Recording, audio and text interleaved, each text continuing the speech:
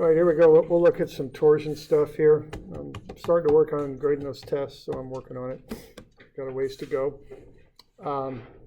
Okay, there's some Pro School application workshops if you want to ask questions about that or get any assistance with it, I think. That's Johnson Hall 221. This is for OSU, of course. And there are two of them, so there are the dates and times. That heard a report that the software might be a little difficult to work with. Okay. So you might check it out, and see if you have any trouble with it. I know y'all are busy, but it might be worth a look. Okay, so there they are.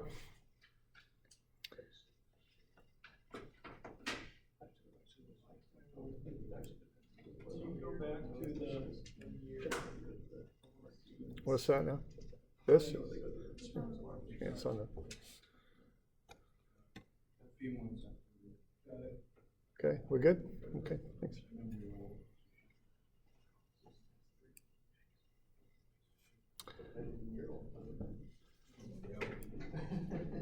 All right, we've got one more thing to do here with torsion, and this is statically determinate stuff. So let's say we've got a shaft here, and we're going to apply a torsion somewhere in the not exactly in the middle, but somewhere there. What's going to happen is it'll twist right where you apply the torsion. So this point here, it'll mark in red, it'll swing down to some other location. So you're going to get some shear strain that builds up in the shaft right where that torsion is applied. Okay. So you're not going to be able to find both the torsions on either side of the shaft because there's two of them, and you're going to have just one statics equation to work with. Okay, so you've got two reactive torsions, but you can't find both of them with just one equation, so you need another one. So you might remember that we did this already with linear stuff with PL over AE. It's the same sort of idea. You start with statics and write up a statics equation, and this is always quite simple. You can only do it, if you got two supports, and the sum of the supports, the torsions in the supports will equal what you apply. Okay, so there'll be two torsions here, one over here and one over there, and the two of them, when you add them together, equal whatever you apply. Okay, and that's always the statics part of it. Okay, now you need to come up with some way of relating the deformations together too, as you do with strengths. And what we have here, if you look at those strains, unless C is the exact center between A and B, the strains aren't equal, okay? They're going to be different because the strains are shown with that angle up there. If the strains aren't equal, if you factor them both up by a factor of G, that will be unequal. Also, G times the strain is the shear. So the shears in the two sides are not equal to each other, nor are the strains. But what is equal is if you cut right where you apply the torsion, what you're going to have is a given angle there. That's phi.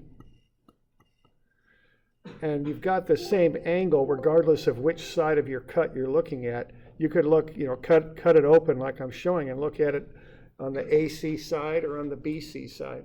And it's going to be the same angle regardless. So as a result of that, you do have something you can work with strengths. And that is that the angle, if you measure it from A to C, will equal the angle if you measure it from B to C. It's the same angle, so the angles will be equal. And of course, what the angles equal is the torsion times the length over the moment of inertia divided by G there. Okay. So this is a way to solve indeterminate problems, again, using strengths.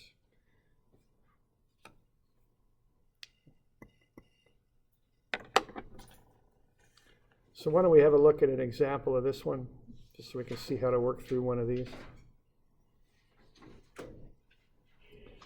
Okay, so what we do first is we write up a little statics equation that the sum of the two reactive torsions equals the applied torsion. And then also the angle will be equal, measured from A to C or B to C. Okay. So let's say we've got a shaft here, and this material can only handle a shear of 70 megapascals. That's the maximum shear you can apply to this thing.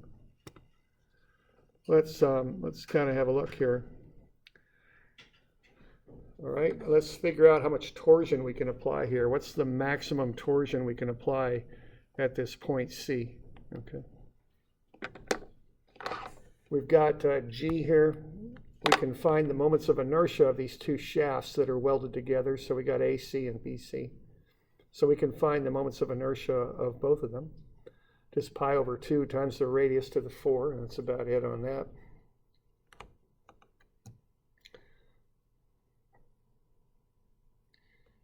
Okay, so that'll get us the moments of inertia. And what we know then are the angles, regardless if you measure that angle from A to C or from B to C, they're equal. We're going to ignore this little tapered section in here, okay? We'll just kind of assume their AC is one diameter and BC is another, okay?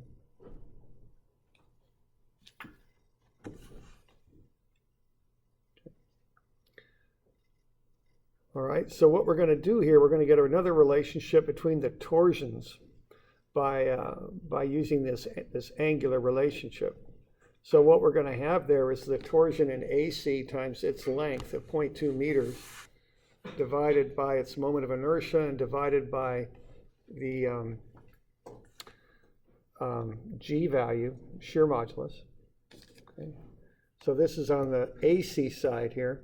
That's going to equal the torsion in B times 0.5 meters, which is its length, divided by its moment of inertia, divided by its G value. Okay.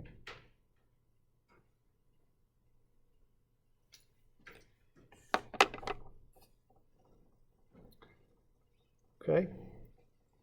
So when we multiply that stuff out, we're going to get 0.001273 times the torsion in AC is 0.000189 times the torsion in BC. Okay, so now we're relating the two torsions together. If I divide through then by 0.001273, what I'll get is the torsion in AC is 0.156 times the torsion in BC. And if I invert that, I'll get the torsion in BC is 0.6399 times the torsion in AB. Okay.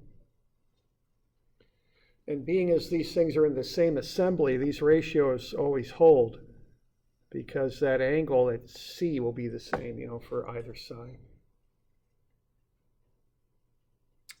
Okay. So we can start with that.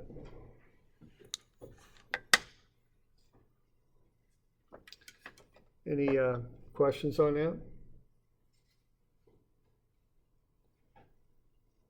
Okay.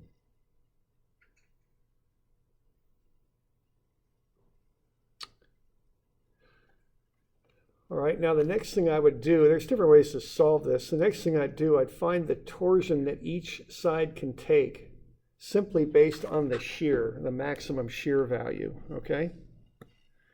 So I know what tau max is, that was given. This material can only go up to a certain value of shear, 70 megapascals. All right, so let's figure out, based on their radii and I value, how much torsion either side can take. Now this is independent of the fact that they're connected together. This is just looking at the shear, the maximum shear that they can handle. So we can run those numbers. So AC can handle up to 110 Newton meters, and BC can handle up to 880 Newton meters. And what I'm doing, I'm just solving this equation for the torsion.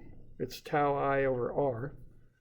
And I'm plugging in those values. Tau max is 70 times 10 to the 6th. I've got the two different I values and the two different R's. So I just plug them in. And that's going to tell me how much torsion AC can take and how much torsion BC can take. And this is independent of the fact that they're attached together. I'm just looking at each side, what can it handle? Okay.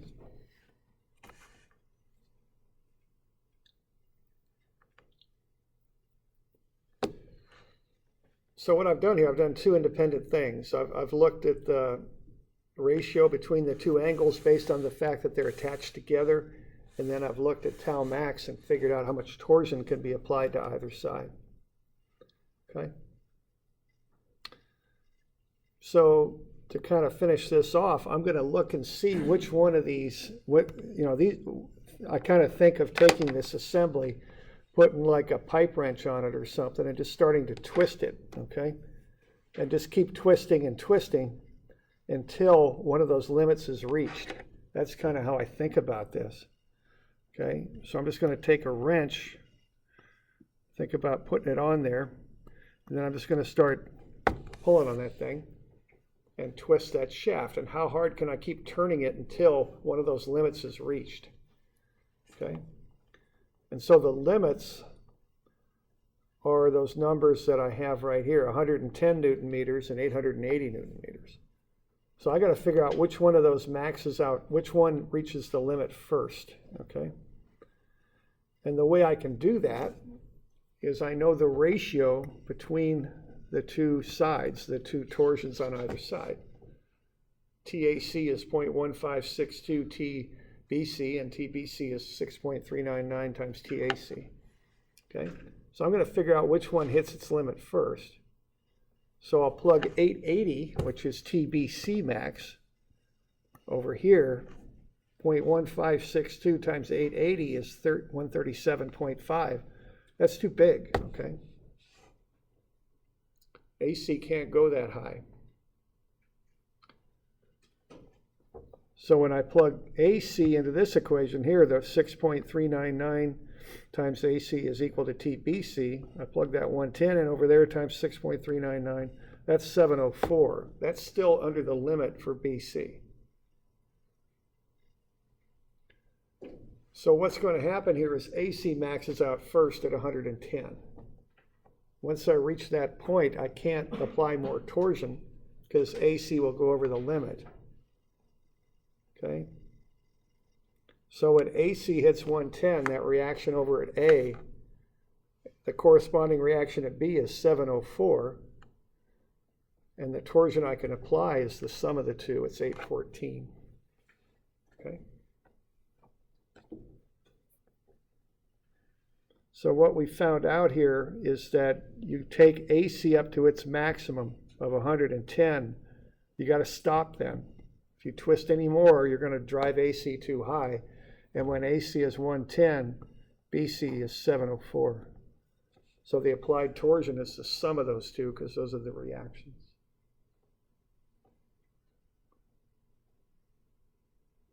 Okay. Now you can approach this different ways. This is one way to do it. But the basic idea here is you just look at the shear limit to see how much torsion you can apply to either side. And also you know that the two torsions are related to each other because they're, those two bars or two shafts are welded together. They twist together.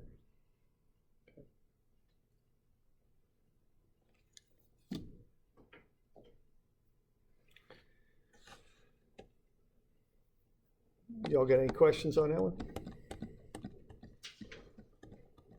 Okay. So when you're dealing with these things, I'll get you a couple of homework problems on them, of course.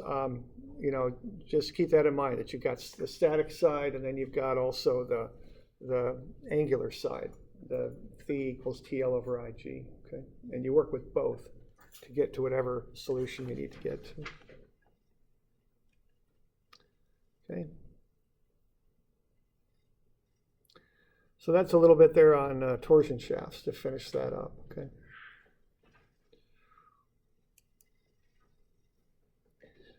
All right, so the next topic we'll get into here are beams. And there's a lot of little pieces we got to put together for this. We got to do centroids and moment of inertia. And then we got to do shear and moment equations and diagrams. So that's all stuff you probably covered in statics, and we'll do it again here kind of as a review, but also also in more depth, okay? And then we put all that stuff together and we'll look at beam analysis and design. So this is pretty important stuff. Civils do this all the time. If you're doing structures, you design things and use beams when you build them. But of course, mechanicals, you guys build structures too. Your structures are often on wheels and moving around, but their structure's all the same. You know, they're machines and all that. They're a little bit more dynamic, but they're structures, so they use beams as well. Okay. All right, so we'll just start with a centroid, which is the center of the object. I mean, that's the derivation of the word, right? Center. And we're going to learn this for a reason, okay? And the reason is it relates to beam design. And, you know, you might remember this from statics if you took that with me. I don't know, not all of you did, I know. But, you know, when we load up a beam, what it does is it bends, okay? And that induces stress in the beam. We want to minimize that usually in most floors. And any time you got a beam, you want to minimize the bending. Now, what happens here when you apply a force and a beam bends is you get two sides of kind of stress between on the beam. And so I'll have to just show you a picture here. So there's a beam, you know, obviously it's a telephone book, but that's using that to model a beam. What happens here when you apply a force and have it simply supported like that is it'll sag a little bit. Okay, and what's going on here is if the beam is just made of loose pages, notice the angle they go into. They go into an angle like that. So the ones on the bottom get a little bit shorter. The ones on the top get pushed out. Okay, that's just due to the nature of the geometry there. When you take something that was originally straight and then make it curve, you'll get that shape in there, right? Okay. Now the bound part of this phone book over here is really what happens with a beam. That's being forced into a right angle. The binding does that, holds this right angle on the original rectangular shape of the beam. Okay. Notice the side that is not bound doesn't do that. The top pushes out, the bottom pulls in, just because of the geometry of that arc. Okay. I mean, what's going on here, you have kind of a radius of curvature, and the further away you are, the longer that arc has to be to cover this angle, right? So that's what's happening there. If you have pages of a set length, they'll cover more angular distance on the top because that radius to the center is shorter than they will on the bottom of this thing, right? Okay. But what happens with a beam is it acts like a book that's bound on both sides, okay? You can think of these pages as being like sheets of atoms in the beam.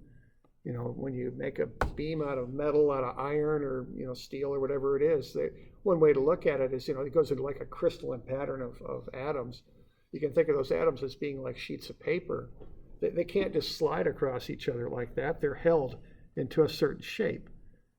You know, if they start sliding like that, your beam's busted. You know, you got real problems, okay? So they're held together by the atomic bonds.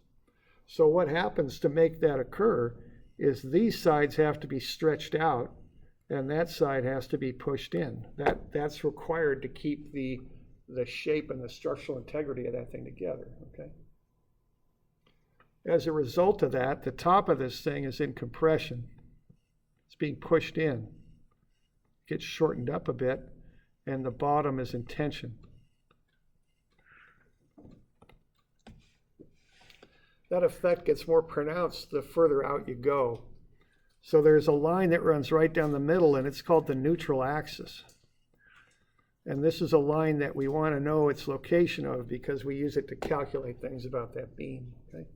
We're going to use it when we figure out beam stresses. So this is kind of turning into a long story here, but basically we want to know where the centroid is of the cross section of the beam because that tells us where that neutral axis is, okay? So if you look at the beam cross section, you start with that and you find its centroid right there. Run that across the beam, so make it like a centroidal line. When you get on the side of the beam, you can extend it down the middle of the beam. That's called the neutral axis. So we want to know where that line is, okay, where that centroid is, because that's how we find where the neutral axis is. And the neutral axis determines how this beam bends and how we calculate the stress and strain in it when it bends. Okay? So that's why we're finding the centroid. And one thing to remember here is we find it on the cross section. That's where we find it, but we kind of apply it down the length of the beam. Okay? But you got to locate it first, and it's found by looking at the centroid of the beam cross section. Okay. Planar axis, like a whole plane. Yeah, it is, right. It runs, yeah, so that you kind of, my sketch is getting a little out of control here, but if you kind of ran this, this second dimension down, you get a plane when you, or a curved plane. I guess it wouldn't be a plane, but yeah, okay. Yeah, okay, so that's what we're looking at, yeah. Okay. Okay. So these centroids are based on a weighted average, okay? You take the sum of all the little shapes that you could break the beam up into times their centroidal distance. Add those up with a summation and then divide it by the total area, okay? Standard centroids for a rectangle is half the height or half the base. For a right triangle, it's a third of the height or base. Okay. So just a simple one here, if we want to find the centroid of that shape, what we would do is we'd break it up into a triangle and a rectangle. And you could either do it by addition, which would probably be the simplest way as I'm showing here, make it A and B. You could also do it by subtraction if you wanted, You could use a larger rectangle and cut out a rectangle, or a triangle. You could do it either way.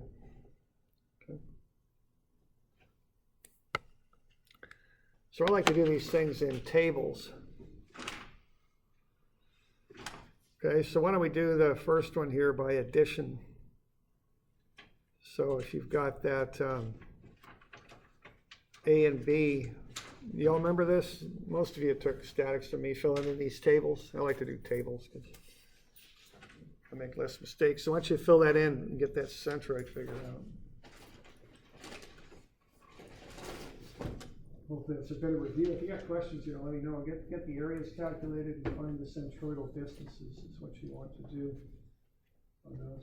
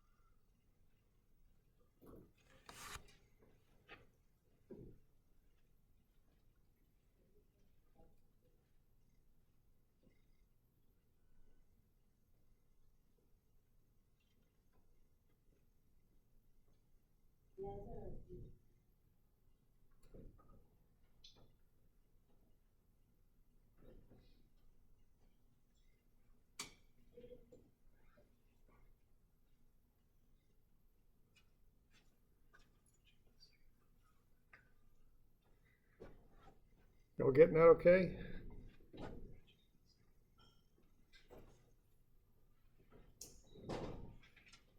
Any questions on this stuff?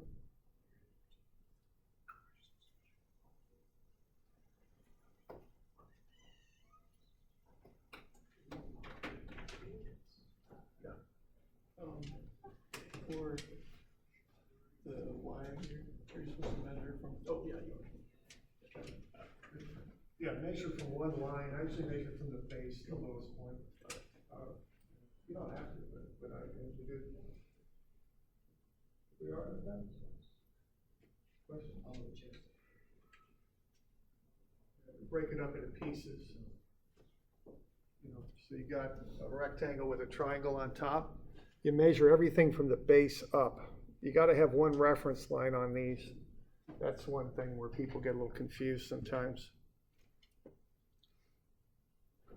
So on the I1 is I2 a subtracted area, or? Right, yeah, you'd have a negative area, which would carry through. Same idea, but you'd have one that had a negative in it. So it'd be like a full rectangle minus. Right. Yeah, that's like Roman numeral 1 and 2. It'd be a full rectangle 4 by 6, and then take away the triangle. Okay.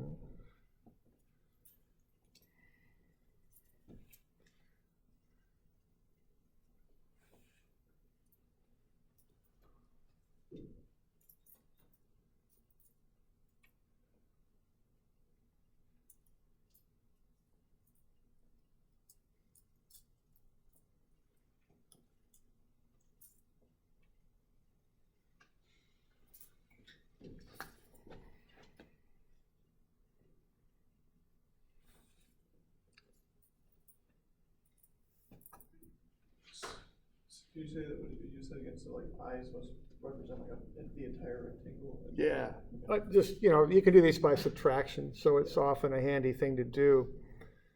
You know, this one you could do you do it either way, you get the same answer either way. So yeah, Roman numeral 1's the full rectangle, and then that's a cutout up above. So the only thing you got to remember that is that cutout has a negative area. You just carry everything through, and that negative will multiply through to the y bar a part, you know. And you'll get the same arithmetic to get to the answer.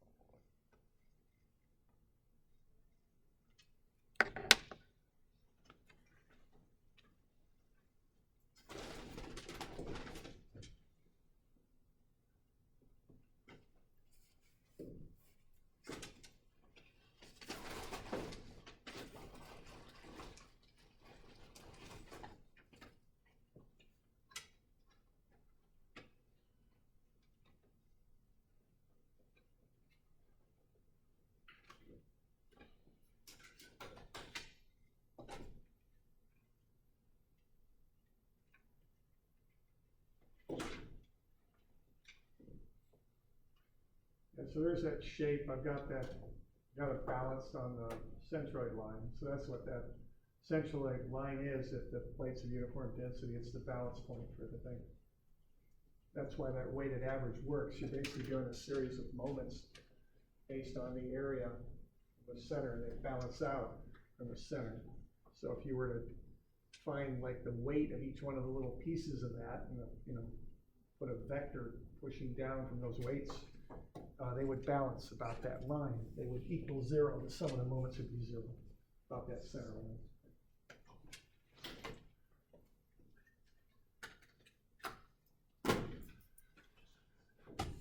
So we got any questions on that? Here's the by subtraction one right there in red. Gets you to the same result, even the same, you know, numerator and denominator on that division there. Same thing.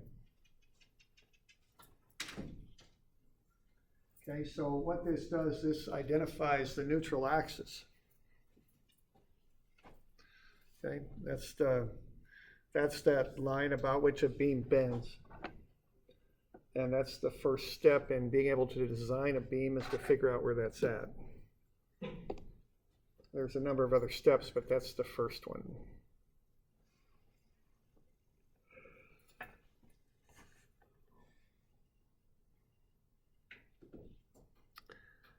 Any questions on that?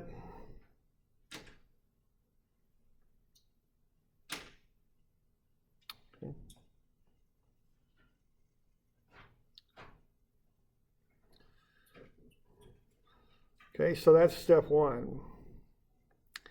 Now the next thing to look at is another shape property. That's the common term for these things. So centroids are shape property. The next shape property is called moment of inertia. And there's a few different versions of this. You know, there's an area moment of inertia, which you learned in statics and we'll cover. In dynamics, if you've taken that, we did a mass moment of inertia, which is the same idea, but a little bit different. Okay. So let's go through this a little bit.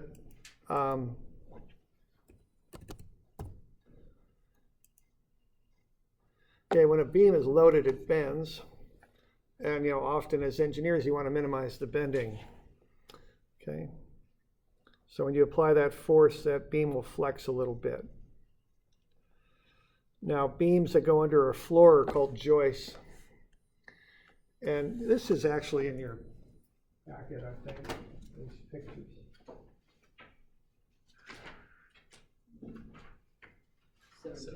Seven ten. Okay, thanks. So 710. Where you're at. So you're going to want to minimize the bending. Now, I'll ask you a couple of fairly obvious questions just to kind of get an idea what this moment of inertia is about, because a high moment of inertia will, generally speaking, lead to less bending of a beam. So which one of these is going to have the least bending?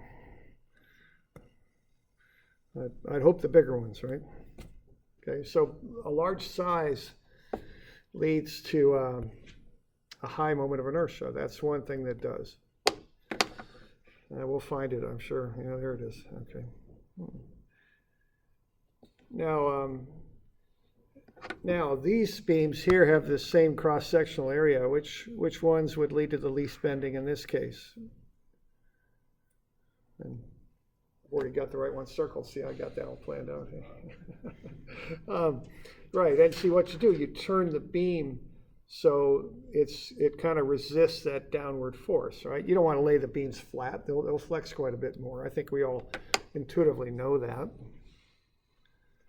Okay, so that leads us to a little bit about moment of inertia, that there's two factors that create a large moment of inertia.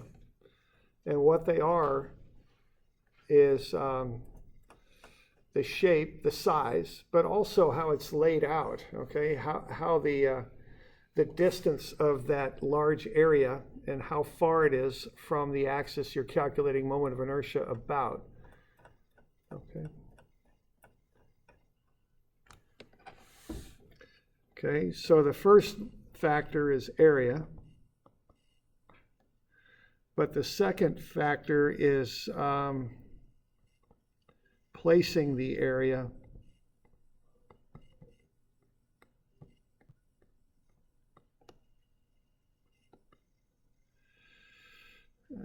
a distance from the axis, because you calculate moment of inertia about an axis. Okay, so what we want to do to get a large moment of inertia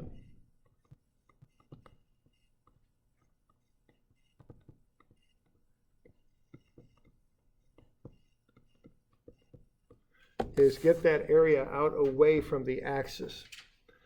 Okay, so here's the definition of moment of inertia.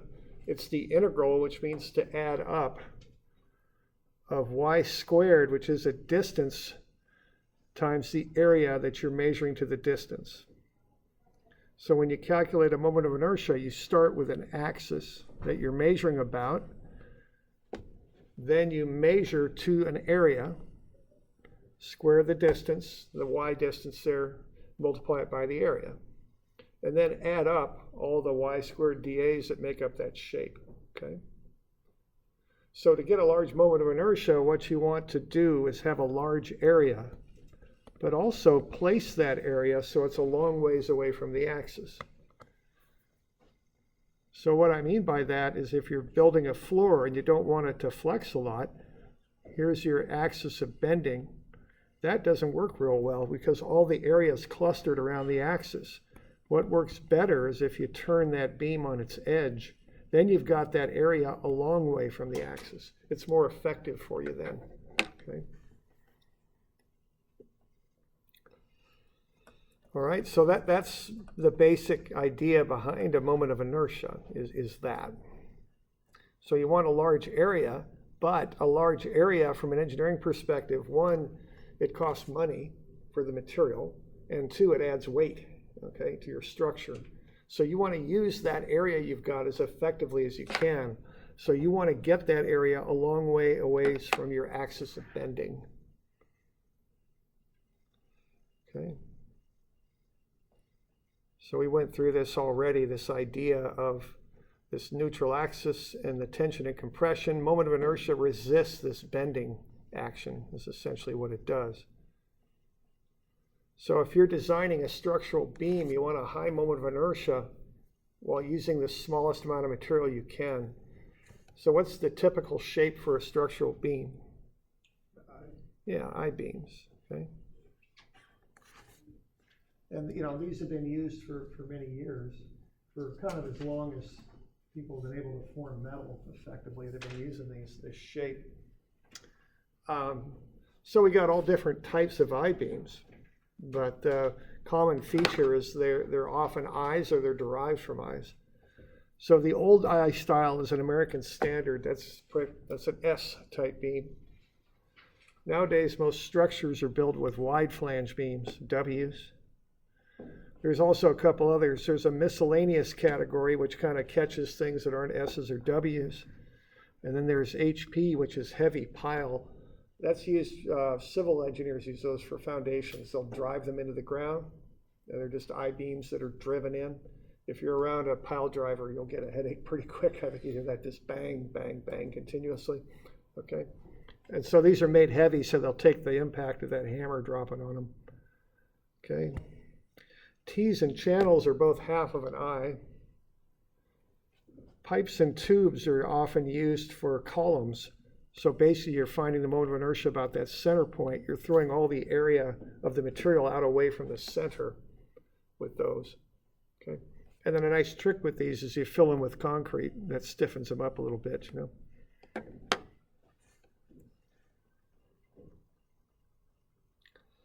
Okay, so here's I-beams here, columns and beams, a little closer look at them there. These are single or double T's, I'm not sure. These are concrete precast T-beams. I think these are doubles, but I'm not sure.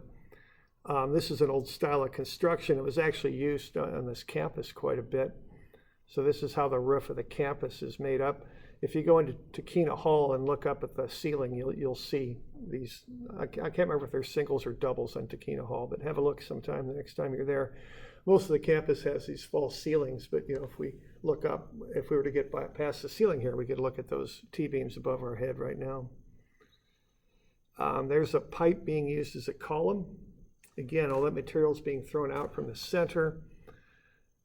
Back in the old days, they used 2-bys for floor joists in residential construction in houses, but now they use this stuff called TJI. It's got like a plywood flange, and then I don't know what you call this stuff. Particle board, yeah, okay. And that's what makes up the web, okay? So those are TJIs, okay? So those are the floor joists that they use these days in houses. They're cheaper and lighter than 2-bys. Okay. So there's call-outs that are used on these I-beams. The horizontal pieces are called flanges. The thing that joins the flanges together is called the web. And then the distance from outer flange to outer flange is called the web, or excuse me, the depth. Okay. So the shape then is called out first. So that's the letter. W means a wide flange beam. The next number is the nominal depth. Nominal means not exact. It means it's a general approximate depth that's used for description. So W36 means it's about 36 inches deep, plus or minus. So if you look through a table of beams, the W36s might be 35, they might be 37, somewhere roughly around 36. They just group them together so they have a category of W36s.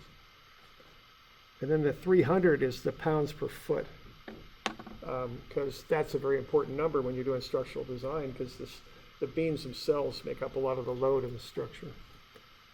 So that's a W36 by 300, okay?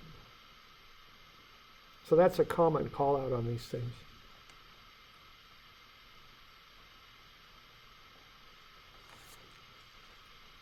We'll get into the calculations on these later. But that's just an introduction to begin with.